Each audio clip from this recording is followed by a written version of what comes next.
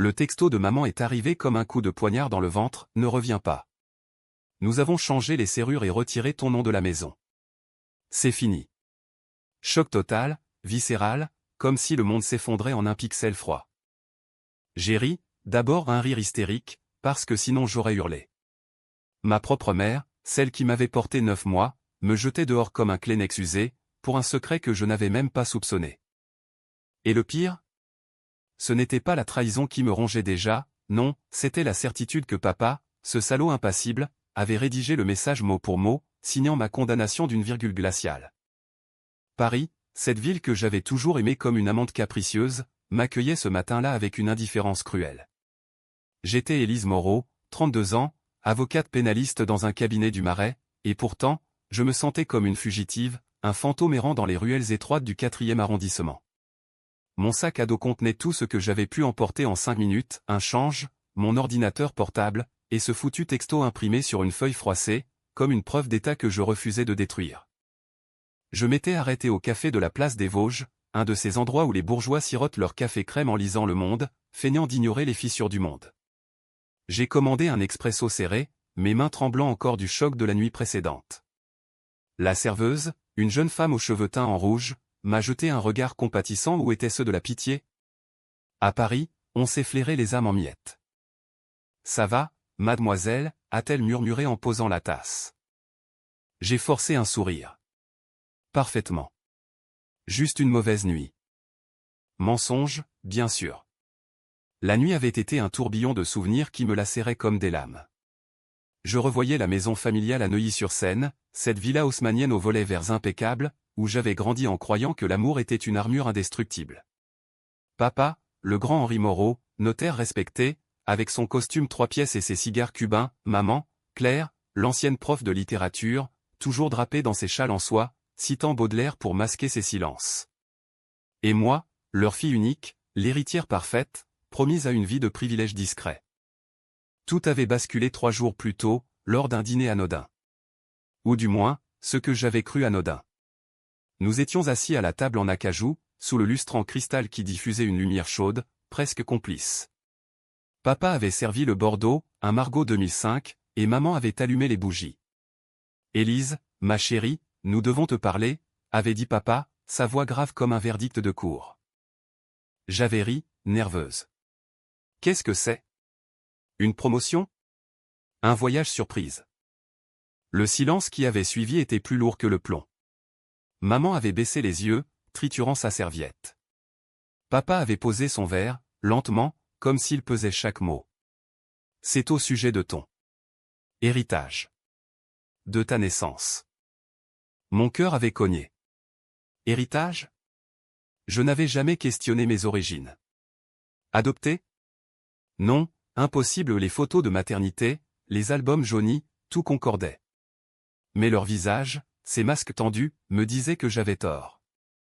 Élise, tu n'es pas notre fille biologique, avait lâché papa, les mots tombant comme des pierres dans un étang calme. Ta mère. Claire n'a pas pu avoir d'enfant. Nous t'avons adopté, en secret, il y a 32 ans. D'une affaire. Compliquée. Compliquée. Le mot avait résonné comme une insulte. J'avais exigé des détails, crié presque, mais il s'était muré dans un mur de non-dits. C'est du passé, avait murmuré maman. Nous t'aimons comme si tu étais nôtre. Comme si. Ces 2 mots avaient allumé la mèche. J'étais sorti en trombe, claquant la porte, et j'avais passé la nuit à fouiller les recoins de ma mémoire. Les petites phrases anodines de mon enfance, tu es si différente de nous, les regards fuyants lors des fêtes de famille, les testaments chuchotés. Tout prenait sens, un sens amer, corrosif. Et ce matin, le texto. La sentence finale. Changer les serrures. Retirer mon nom. Comme si j'étais un locataire en défaut de paiement, pas leur fille adoptée ou non. J'ai avalé mon café d'une traite, le goût amer se mêlant à la bile qui montait. Dehors, les pigeons picoraient les pavés, indifférents à mon chaos intérieur. Je devais bouger, planifier. Pas le temps pour les larmes, c'est pour les faibles, et je refusais de l'être. Pas après ça. J'ai ouvert mon ordinateur dans un coin du café, connecté au Wi-Fi gratuit. Première étape, vérifier les faits. J'avais accès à des bases de données professionnelles, des archives notariales ou ironie du sort, grâce à papa. Mes doigts volaient sur le clavier, tapant « Adoption secrète Neuilly-sur-Seine 1993 ». Rien d'évident, mais un nom surgit, une affaire d'adoption fermée, impliquant un hôpital privé à Boulogne-Billancourt. Et un lien vers un cabinet d'avocats rival, celui de maître Laurent Duval, un ancien associé de papa. Duval.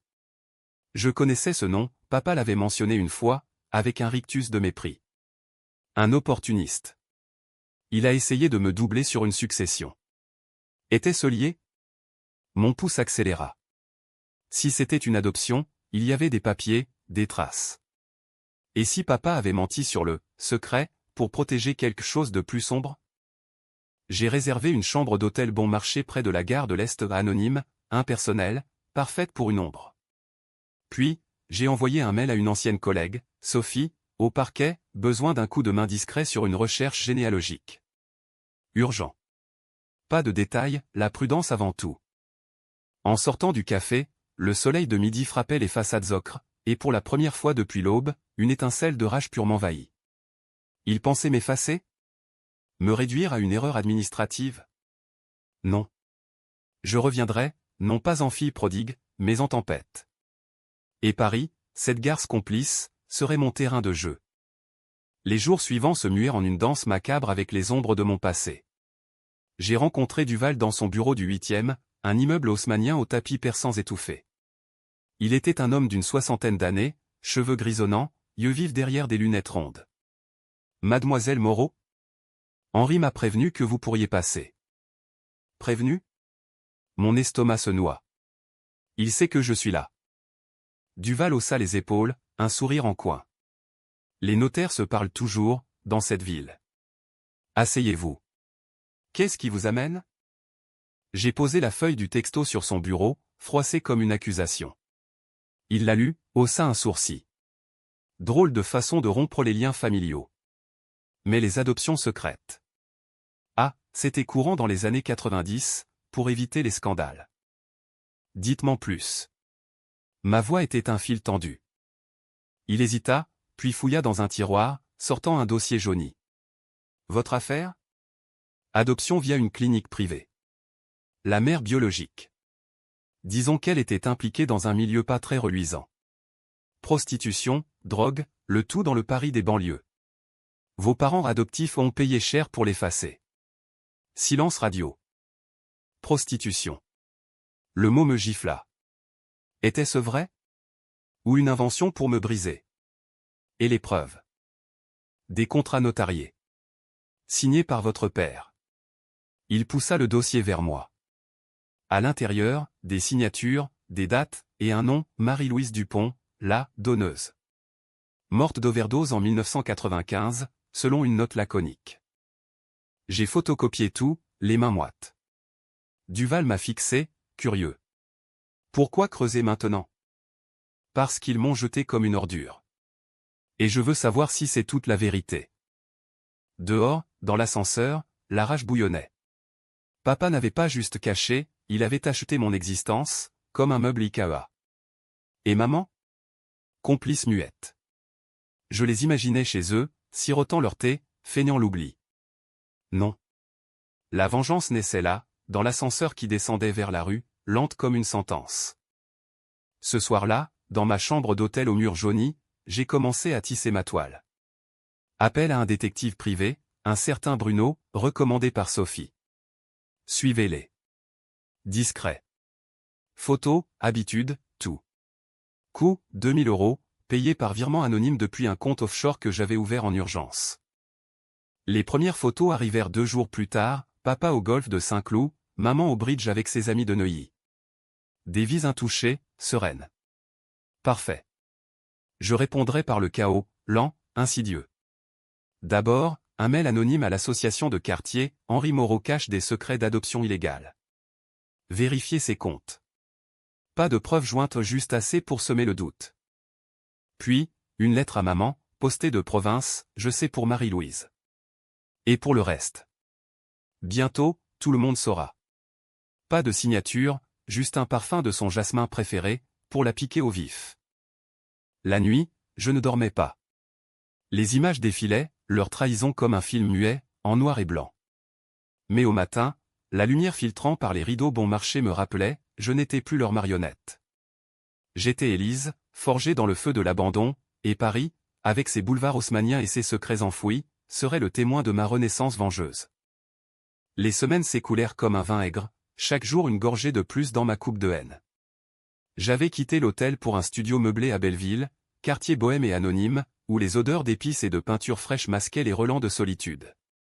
De ma fenêtre, je voyais les graffitis sur les murs des immeubles haussmanniens délabrés, des cris muets qui résonnaient en moi, résiste, brûle tout. C'était mon nouveau mantra. Sophie m'avait aidé à décrocher un contrat freelance, plaidoirie pour des divorces contentieux au tribunal de grande instance. Ironie délicieuse où je défendais des cœurs brisés pendant que je complotais le mien. Les nuits, je lisais les rapports de Bruno. Papa fréquentait un club d'échecs rue de Rivoli, où il jouait contre des retraités en costume. Maman, elle, s'était inscrite à un cours de yoga à Passy, cherchant sans doute à apaiser sa culpabilité par des postures de chameau. Un soir, après une audience où j'avais arraché la garde alternée à un père indigne, j'ai décidé d'escalader. J'ai contacté un hacker freelance via un forum dark web risqué, mais Paris regorge de talents souterrains. Nom, Moreau. Accès au compte bancaire. Discrétion absolue. Réponse en 24 heures, 5 000 €, et un fichier Excel anonyme. Les chiffres étaient un poison sucré. Papa avait détourné des fonds d'une succession en 1993 celle d'un client fortuné, pour financer l'acquisition de l'enfant. Mon prix, 150 000 francs, équivalent à 23 000 € actuels. Pas énorme, mais illégal. Et maman? Son compte personnel montrait des virements réguliers à une association caritative. Où était ce pot de vin pour taire des témoins? J'ai souri dans le noir de mon studio, le laptop chauffant sur mes genoux. C'était plus qu'une adoption, c'était un marché noir, un troc d'âme. Marie-Louise n'était pas une junkie anonyme, Bruno avait déterré son dossier, une escorte de luxe forcée par un proxénète, enceinte d'un client inconnu. Papa avait négocié avec l'hôpital, payé pour les papiers scellés. Pour me sauver, disait-il. Pour se sauver eux, rectifions. Le lendemain, j'ai frappé le premier coup visible. Une enveloppe anonyme à la chambre des notaires de Paris, copie des virements, avec une note, Moreau, fraude à l'héritage. 1993 vérifié. Pas de retour immédiat, mais Bruno m'envoya une photo, papa, pâle, sortant d'un rendez-vous avec un inspecteur des finances. Son premier craquement. Maman, elle, pliait plus vite. Un appel anonyme via un burner phone, sa voix, quand j'ai imité un journaliste, a tremblé. Allô? Qui est-ce? J'ai murmuré, je sais pour Élise. L'enfant volé. Parler, ou tout sort. Silence, puis un sanglot étouffé. Elle raccrocha, mais je l'imaginais, prostrée sur son lit en lin, le châle de soie taché de larmes. Pourtant, la vengeance n'apaisait pas, elle attisait. Les nuits, des cauchemars me hantaient, je revivais le dîner, leurs visages comme des masques de cire fondant. Pourquoi me dire maintenant? Parce que papa sentait la mort approcher à un bilan médical falsifié dans ses mailles, un cancer du pancréas stade 3. Il voulait un testament propre, sans tache. Me jeter pour effacer la preuve vivante. Ça m'a dévasté, cette découverte. Pas de pitié, non, une rage plus profonde, viscérale. Il me tuait 2 fois, d'abord en me niant, puis en mourant sans absolution. J'ai pleuré ce soir-là, pour la première fois, affalé sur le sol du studio, le goût du sel se mêlant à celui du thé froid. Mais les larmes séchaient vite à Belleville, elles nourrissaient la bête en moi. J'ai intensifié. Un faux profil sur LinkedIn, journaliste indépendant, spécialité affaires familiales. Contact avec des anciens clients de papa, semant des rumeurs, avez-vous entendu? Moreau a falsifié des adoptions. Les réponses affluaient, anonymes, il m'a arnaqué sur une donation, sa femme est hystérique depuis des mois. Puis, le coup de maître, une rencontre orchestrée. J'ai loué une perruque brune, des lunettes, un tailleur discret, et je me suis glissé au club d'échecs. Papa était là, courbé sur son échiquier, face à un vieil adversaire. Je me suis approché, feignant l'innocence. Pardon, monsieur Moreau? Je suis stagiaire au notariat. Une question sur les successions des années 90. Il a levé les yeux, et j'ai vu le fantôme, ses pupilles dilatées, sa main tremblante sur la reine noire. Oui. Bien sûr. Asseyez-vous. J'ai posé des questions anodines, mais mes mots étaient des mines. Les adoptions secrètes, c'était courant, non? Sans trace. Il a pâli, renversant un pion. Pourquoi demandez-vous ça? Une recherche. Pour un article. Rien de personnel. Notre regard s'est croisé ou du moins, le sien avec mon déguisement. J'ai vu la peur, nue, crue. Il a balbutié une réponse, mais j'étais déjà parti, le cœur battant la chamade. De retour au studio, l'euphorie m'a submergé. Pour la première fois, je les tenais, non par les poils, mais par les tripes. Mais la solitude pesait, j'appelais Sophie parfois, tard le soir, pour vider mon sac sans nom. T'es en train de te venger d'un fantôme, Élise. Arrête avant de te perdre. Elle avait raison, peut-être. Mais le fantôme, c'était moi, avant. Maintenant, j'étais chair et os, et la chair saigne pour guérir. Un mois après le texto, Bruno m'apporta le dossier complet, photo de Marie-Louise, jeune, belle, brisée par la vie. Une sœur, encore vivante, à Clichy. Isabelle Dupont, caissière de supermarché, mère de 2. Ma tante? Le mot me noue à la gorge. Je l'ai contactée, anonyme d'abord. Vous connaissiez Marie-Louise? Une histoire d'enfant en 1993. Sa voix, rauque de tabac, a craqué. Ma sœur. Ils l'ont volée, ces riches salauds. Payé pour la faire taire. Volée. Pas adoptée. Enlevée, dans les limbes d'un hôpital sous influence. Papa avait graissé les pattes, effacé les plaintes. Isabelle pleurait au téléphone, moi, je serrais les poings jusqu'au sang. Je vais les faire payer, ai-je murmuré. Pour elle. Pour nous. La toile se resserrait. Prochain coup, la presse locale de Neuilly. Un article anonyme, scandale chez les notables, adoption truquée au cœur de la bourgeoisie. Avec indice, pas de nom encore. Mais assez pour que les voisins chuchotent, que les amis se distancient. Papa avait maigri, maman ne sortait plus.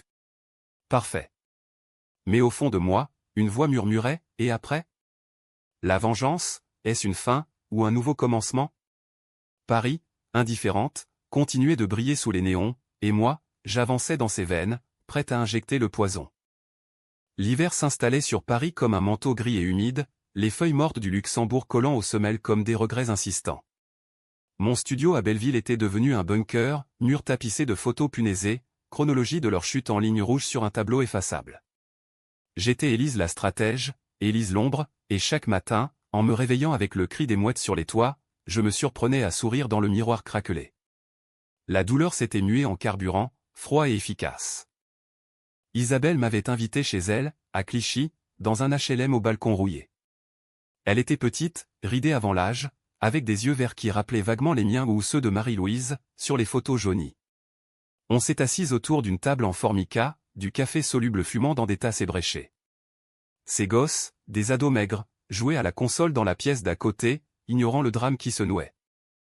Elle était belle, ma Marie, a commencé Isabelle, la voix éraillée.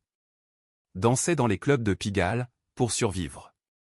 Grosse d'un type qu'elle aimait pas, mais elle voulait garder le bébé. Et puis, l'hôpital. Ils ont dit infection, mais c'était faux. Ton père Moreau a débarqué avec des avocats. Payé le médecin, falsifié les papiers. Elle a signé sous drogue, désespérée. J'ai écouté, le cœur en vrac, visualisant la scène, une salle d'accouchement stérile, des murs vert pâle, Marie hurlant son deuil pendant qu'on emportait l'enfant en moi vers une limousine noire. Et après, ai-je demandé, la gorge serrée. Elle a sombré.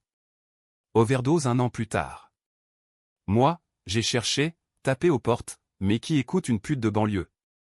Isabelle a craché le mot comme un défi, et j'ai admiré sa force brute, si loin de la mienne, polie par les parquets des tribunaux. Je lui ai tendu une enveloppe, 5 000 €, fruit de mes honoraires freelance. Pour les gosses. Et pour qu'on se batte ensemble. Ses yeux se sont plissés. Tu vas les ruiner, hein? C'est pourri. Plus que ça. Je vais les briser de l'intérieur. De retour à Paris, dans le métro bondé ligne 2, j'ai esquissé le plan suivant, frappé au cœur de leur vanité sociale. Papa était vice-président de l'Association des notaires de l'Ouest parisien, maman, trésorière d'un comité pour la préservation du patrimoine de Neuilly. Parfaite cible. J'ai infiltré l'assaut via un faux CV, Élise Leroy, historienne freelance, intéressée par les archives notariales. Une réunion au siège, près de l'Étoile, papa présidait, cravate nouée serrée, mais ses mains tremblaient sur le marteau. Je me suis présenté, voix douce, regard baissé. Ravi de vous rencontrer, monsieur. Votre travail sur les successions est fascinant. Il a cligné des yeux, méfiant. Merci, mademoiselle. Vous me rappelez quelqu'un. Mon sang s'est figé, mais j'ai ri, léger. Paris est petit, n'est-ce pas? La discussion a dévié sur les affaires sensibles des années 90, j'ai glissé une question sur les adoptions, feignant l'innocence académique. Il a transpiré, bafouillé, des pratiques. Dépassé. Oublions. La graine était plantée. Le lendemain, un mail collectif à l'assaut, depuis un compte anonyme, pièce jointe des virements frauduleux, avec légende, Moreau, le notaire qui vend des enfants. Réaction en chaîne, annulation de dons, rumeur au cocktail suivant. Bruno captura papa, seul au bar de l'hôtel Plaza, noyant son spleen dans un whisky double. Son empire craquelait. Pour maman, ce fut plus intime, plus cruel. J'ai appris par Bruno qu'elle consultait un psy rue de Passy, un certain docteur Lefebvre, spécialiste des traumas familiaux. Ironie mordante. J'ai pris rendez-vous sous le nom d'Anne, veuve en deuil. La salle d'attente sentait le lavande, posters zen au mur. Quand elle est entrée au Clerc Moreau, en personne, châle bleu pâle, j'ai failli craquer. Elle était amaigrie, les traits tirés, mais toujours cette grâce feinte. Bonjour, Anne. Qu'est-ce qui vous amène? J'ai baissé la tête, voix chevrotante. Ma mère. Elle m'a abandonné. Un secret de naissance. Je veux la haïr, mais je n'y arrive pas. Ses yeux se sont voilés. Oh, ma chère. Les mères font des erreurs. Parfois, c'est pour protéger. Protéger qui? Elle ou moi. J'ai sorti une photo de Marie-Louise, la posant sur la table comme une grenade. Regardez. C'était ma vraie mère. Volée. Elle a pâli, porté la main à sa gorge. Où avez-vous eu ça? Peu importe. Dites-moi, Claire, comment on dort après avoir acheté un enfant? Le choc l'a figée, elle a murmuré, Élise. C'est toi. Mais j'étais déjà levé, sortant sans un mot, laissant la photo comme un fantôme. Ce soir-là, Bruno m'annonça, tentative de suicide. Des pilules, découvertes à temps par la femme de ménage. Hôpital américain, chambre privée. Papa à son chevet, effondré. Mon cœur saigna une seconde, l'enfant en moi criait, maman. Mais je l'étouffais. C'était leur poison, retourné contre eux. Sophie me confronta au téléphone, Élise, t'es en train de devenir un monstre. Arrête. Reviens, on parle. Trop tard, ai-je répondu, la voix d'acier. Ils m'ont fait ainsi. Pourtant, les doutes rampaient. Dans les rues de Belleville, sous la pluie fine de novembre, je marchais des heures, le col relevé, croisant des familles immigrées blotties sous des parapluies colorés. Était-ce ça, la famille? Du sang, ou du choix? Isabelle m'envoyait des SMS, courage, nièce. On était racines maintenant. Ça réchauffait, un peu. Mais la machine était lancée. Fuite à Libération, un article sur « Les adoptions noires des élites parisiennes », citant des sources anonymes. Non voilé, mais Neuilly bourdonnait. Amis qui rappelaient, contrats annulés. Papa démissionna de l'assaut, maman se taira.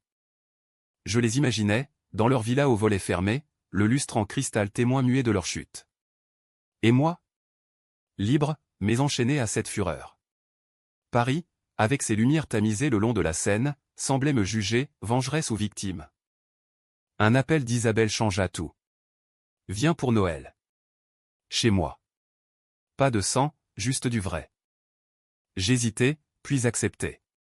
Pour la première fois, une lueur, peut-être que la vengeance n'était pas la fin, mais le pont vers autre chose.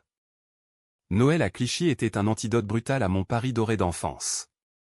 Pas de dinde aux truffes ni de bûches pâtissières, mais un chapon rôti au supermarché, des guirlandes clignotantes achetées chez Action, et des rires forcés qui sonnaient vrais.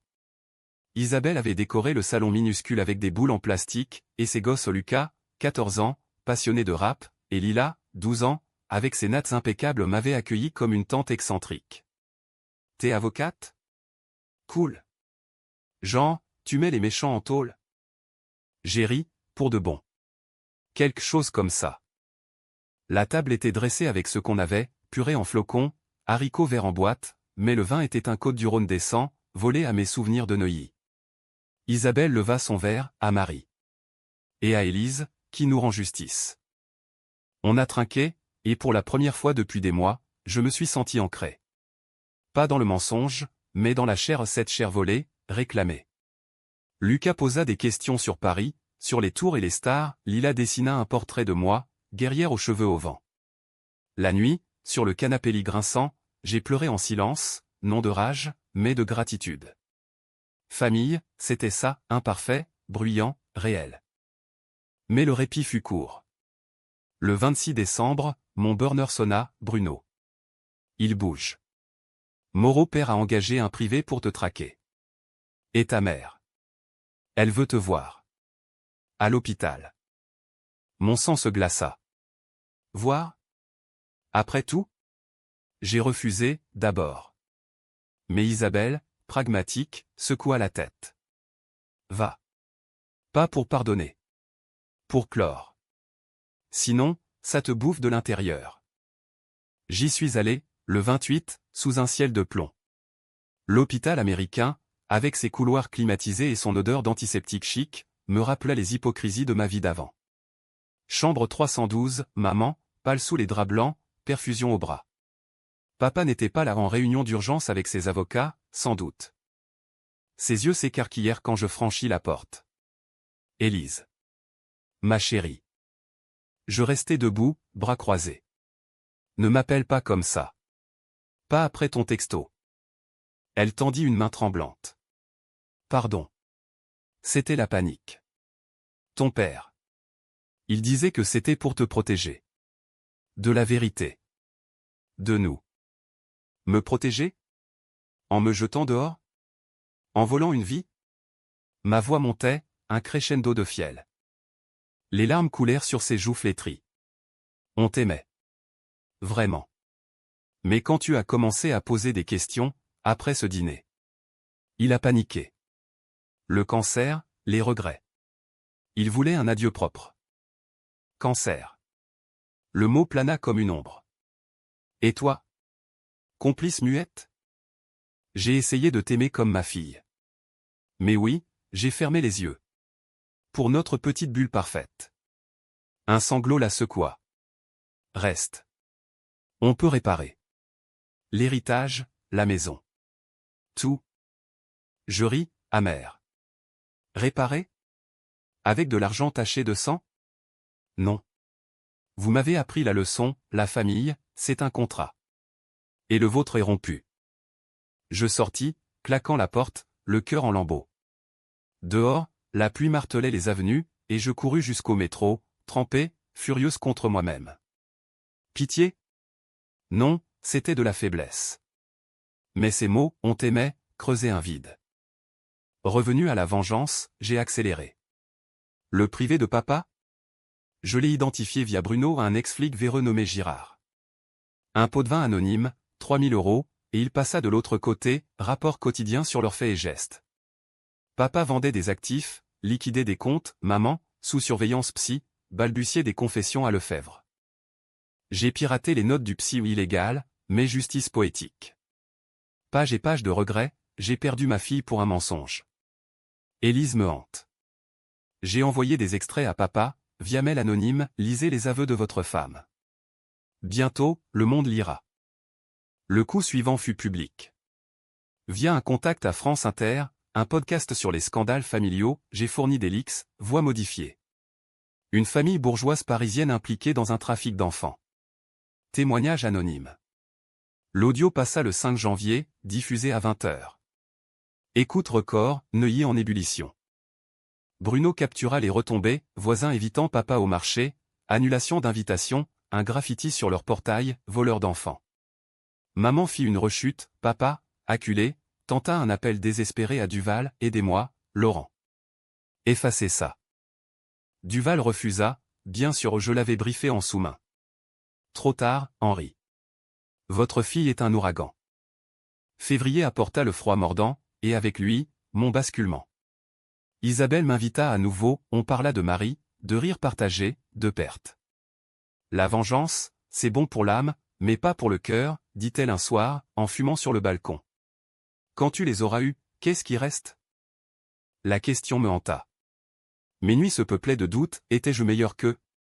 Volant leur paix comme ils avaient volé ma naissance? Sophie, inquiète, me traqua jusqu'à Belleville.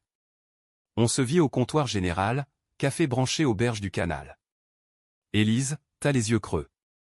Arrête ce cycle. Viens bosser avec moi. Vie normale. Normale? J'ai éclaté de rire. Ils m'ont arraché à ma racine. Je dois replanter. Mais elle posa une main sur la mienne. Et si ta racine, c'est toi? Pas eux, pas la haine. Ces mots germèrent, lents. Pourtant, le plan final se dessinait, un procès fictif, orchestré. J'embauchais un acteur pour jouer le rôle d'un plaignant, faux dossier au tribunal, appel à témoin Isabelle en star. Objectif, forcer une confrontation publique, les traîner dans la boue légale. Mars arriva, printanier, cruel. Papa s'effondra lors d'une audience mineure, crise cardiaque, liée au stress. Hôpital Cochin, soins intensifs. Maman à son chevet, brisée. Je les observais de loin, via Girard, et pour la première fois, la fureur vacilla. Était-ce victoire, ou vide? Le printemps parisien explosait en une symphonie de vert et de rose, les cerisiers du champ de Mars saupoudrant les allées de pétales éphémères, comme des confettis moqueurs sur ma guerre intérieure. J'avais déménagé au pas par peur, mais par nécessité, un appartement modeste au 11e, près de la Bastille, avec vue sur les toisins et les gargouilles narquoises. Symbole parfait, la révolution en miniature, depuis mes fenêtres. Papa survivit à sa crise, mais diminué, fauteuil roulant, oxygène nasal, un spectre errant dans la villa de Neuilly. Les médias s'étaient emparés du scandale, un dossier au parquet de Nanterre enquêtait sur les irrégularités notariales de 1993. Non cité, photo en noir et blanc dans le Figaro, Henri Moreau, l'homme respectable devenu paria. Maman avait sombré dans une dépression clinique, session quotidienne avec Lefebvre, qui notait fiévreusement, Élise est notre karma. Nous l'avons créé pour nous détruire. J'avais ces notes, bien sûr, Girard les filait comme un nombre fidèle. Isabelle et moi avions tissé un lien solide, dimanche à Clichy, où Lila me coiffait en tresse africaine, et Lucas me montrait ses beats rap sur GarageBand. Écris une chanson sur ta vengeance, Tati, plaisantait-il. J'essayais, un soir, parole crue sur une mère volée, un père menteur. Ça sonnait vrai, cathartique. Mais la machine vengeresse ronronnait encore. Le procès que j'orchestrais fut un chef-d'œuvre, audience fictive au tribunal de commerce, sous couvert d'une association anti-trafic d'enfants que j'avais financée en sous-main. Acteur en rôle de témoin clé, un faux oncle de Marie-Louise, dossier truqué mais plausible. Isabelle témoigna pour de vrai, voix ferme, ma sœur a été dépouillée de sa fille par des élites sans scrupules. Justice pour les oubliés. Papa fut convoqué au obligatoire, pour clarification. Il vint, voûté dans son fauteuil, maman à ses côtés, ombre pâle. La salle, petite, sentait le bois ciré et la sueur nerveuse. Je m'étais incrustée comme observatrice, perruque châtain, badge, presse indépendante. Quand il entra, nos regards se croisèrent enfin, sans masque. Ses yeux, injectés de sang, me reconnurent instantanément. Élise, murmura-t-il, si bas que seul le magnéto le capta. Le juge ou un ami de Duval, complice discret posa les questions, virement suspect, contrat d'adoption scellé. Papa balbutia, maman pleura en silence. Isabelle lança l'accusation, vous avez volé une vie pour garnir la vôtre. Rendez-la. Climax, je me levai, arraché la perruque, voix claire comme un couperet. C'est moi, l'enfant volé. Votre fille, que vous avez jetée. Regardez-moi maintenant. La salle figea. Papa s'effondra en sanglots, un homme brisé, maman hurla mon nom, main tendue. Flash des photographes que j'avais invités et leak immédiat sur les réseaux. Titre du jour, fille abandonnée traîne ses parents en justice, scandale familial à Neuilly. Dehors, sous le soleil timide, je respirais l'air chargé d'iode de la Seine proche. Victoire? Leur vie en ruine, papa radié du barreau, villa saisie pour enquête, maman en clinique psychiatrique. Amis évaporés, héritage pourri. Moi? Libre, mais évidé. Sophie m'attendait au café du coin, café noir fumant. C'est fini? Presque. Le dernier acte. Ce soir-là, je rentrais à Neuilly serrure changée, mais Girard avait un double. La villa était un mausolée, meubles couverts de draps, lustre éteint.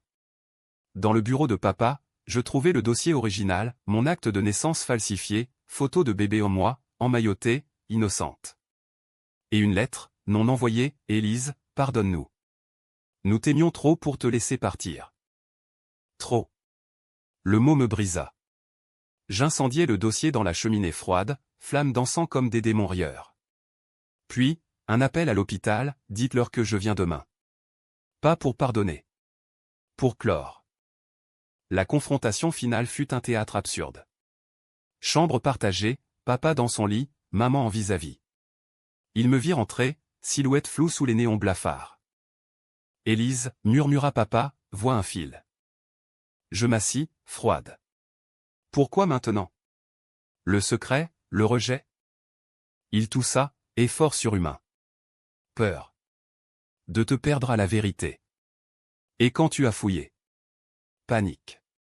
On a cru te protéger. Bêtise d'ego. Maman, larmes aux yeux, reste.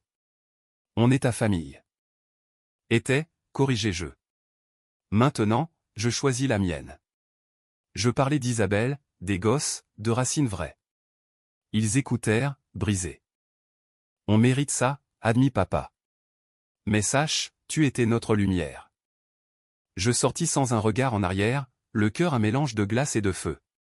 Dehors, Paris s'illuminait, bar bondé, rire flottant. J'appelais Isabelle, c'est fini. Ondine.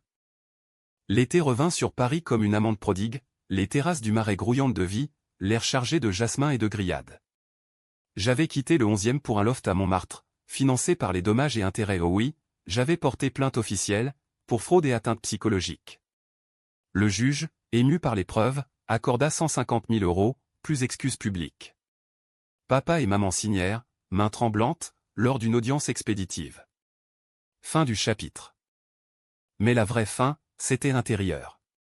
Isabelle et moi avions fondé une asso, Racines volées, pour les enfants de l'ombre, les adoptions opaques. Clichy devint notre QG, avec Lucas gérant les réseaux, Lila dessinant les logos. Sophie rejoignit, apportant son réseau judiciaire. Ensemble, on aidait, dossiers rouverts, mère biologique retrouvée, famille recomposée dans le chaos bienveillant.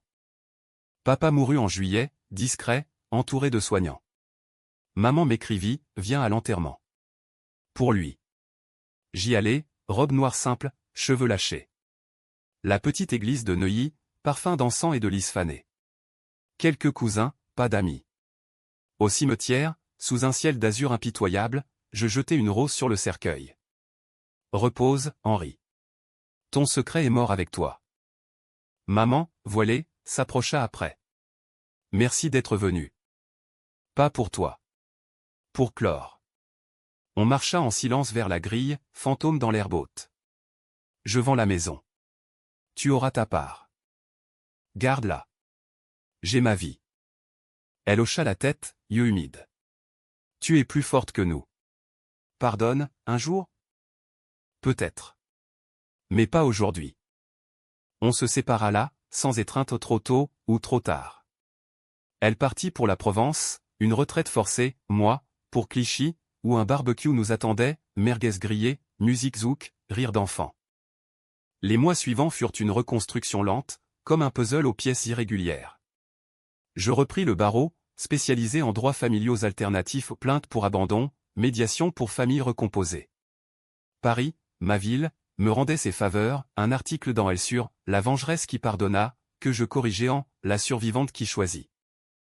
Les nuits, parfois, la fureur revenait, un écho, le texto, le dîner maudit. Mais je l'écrivais, catharsis sur papier ou ce récit, justement, pour un éditeur contacté par Sophie. La fureur intérieure, titre provisoire. Vrai, brut, sans phare. Un soir doux, au pied de la butte Montmartre, avec Isabelle et les gosses, on but du rosé en regardant les lumières s'allumer. T'as gagné, Tati, dit Lucas, bite dans les oreilles. Non. J'ai survécu. Et ça, c'est la vraie revanche. Paris scintillait, Seine d'or sous les ponts, et pour la première fois, je me sentis chez moi non dans une ville à voler, mais dans cette ville de chair et de rêves brisés, où la trahison forge les âmes les plus vives. La vengeance? Un chapitre clos. La vie? Un roman ouvert, écrit de ma main.